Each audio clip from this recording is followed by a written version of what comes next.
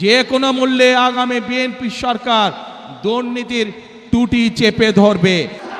আসন্ন ত্রয়োদশ জাতীয় সংসদ নির্বাচনে বিএনপি সরকার গঠন করতে সক্ষম হলে যে কোনো মূল্যে দুর্নীতির টুটি চেপে ধরার ঘোষণা দিয়েছেন দলটির চেয়ারম্যান তারেক রহমান।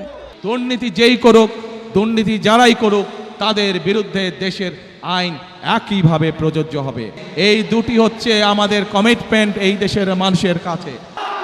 রোববার বেলা 1টার দিকে চট্টগ্রামের পোলো গ্রাউন্ডে বিএনপির নির্বাচনী জনসমাবেশে প্রধান অতিথির বক্তব্যে এই ঘোষণা দেন তিনি। পাশাপাশি দলটির 31 দফা পরিকল্পনা বাস্তবায়ন করতে হলে মানুষের নিরাপত্তার দিকেও নজর দেওয়ার কথা বলেন তারেক রহমান। এই দেশের জনগণ, এই দেশের মানুষ যদি বিএনপির পাশে থাকে, ইনশাআল্লাহ আগামী দিনে আমরা একইভাবে কঠোর হস্তে দেশের আইন শৃঙ্খলাকে নিয়ন্ত্রণ করব, যাতে দেশের সাধারণ মানুষ, খেটে খাওয়া মানুষ যাতে করে নির্বিঘ্নে জীবিকা নির্বাহ করতে পারে। এ সময় 2024 সালের ছাত্র জনতার আন্দোলন 1971 সালের স্বাধীনতাকে রক্ষা করেছে বলে মন্তব্য করেন বিএনপির এই শীর্ষ নেতা।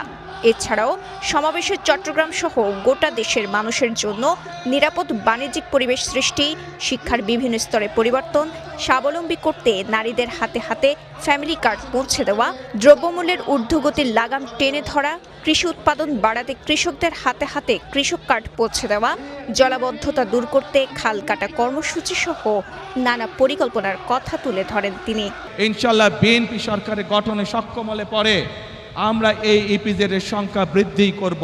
তরুণ সমাজের সদস্যরা শুধু সার্টিফিকেট শিক্ষা ব্যবস্থায় পাবে না, একই সাথে তাদের শিক্ষা ব্যবস্থা এমন হবে যাতে শিক্ষা জীবন শেষে তারা কর্মসংস্থানের ব্যবস্থা সহজেই করে নিতে পারে। নারীদের একটি বৃহৎ অংশ আজ শিক্ষিত হয়েছে, কিন্তু সেই নারীদেরকে আমরা স্বাবলম্বী করে, অর্থনৈতিকভাবে স্বাবলম্বী করে গড়ে তুলতে চাই।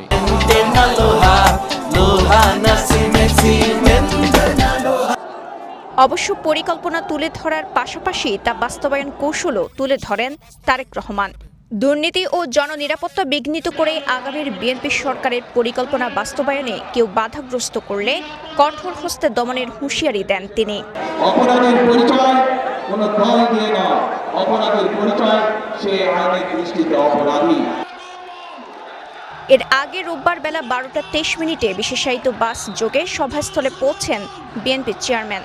প্রায় 2 মিনিট ধরে গুম খুনের শিকার বিএনপি নেতাকর্মীদের স্বজনদের সঙ্গে কর্মর্দন শেষে 12টা 25 মিনিটে মঞ্চে ওঠেন তিনি। এরপর দলের চট্টগ্রাম অঞ্চলে 5 নেতার বক্তব্য শেষে দুপুর 1টা 53 মিনিটের দিকে বক্তব্য শুরু করেন এই নেতা। যারা যতবার সরকারে ছিল এই দেশের মানুষের ভাগ্যের পরিবর্তনের জন্য কাজ করেছে। মাঝে আজানের জন্য 4 মিনিট বিরতি বাদ দিয়ে প্রায় 24 মিনিট নেতাকর্মী ও ভোটারদের উদ্দেশ্যে বক্তব্য রাখেন তারেক রহমান।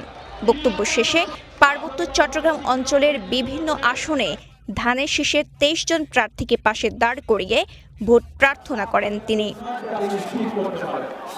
Desk report, Kaler Kantho, Chittagong.